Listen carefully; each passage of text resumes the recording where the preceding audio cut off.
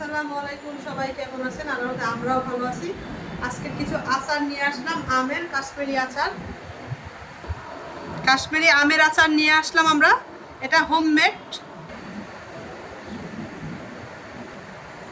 কাশ্মীরি আমের আচার নিয়ে আসলাম আমরা।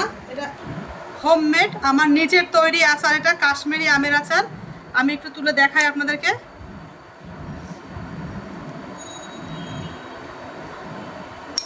এটা হোমমেড আমের আচার, একদম আমাদের ঘরের তৈরি, নিজের, রসালো টাইপের একটু। অনেক টেস্টি, অনেক টেস্টি। যদি আপনারা বলেন হোমমেড আচার, অবশ্যই আমার পেজটা আপনারা ঘুরে যাবেন। হোমমেড আচার এটা।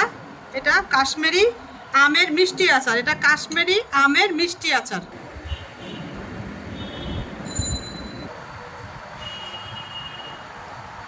এই যে কাশ্মীর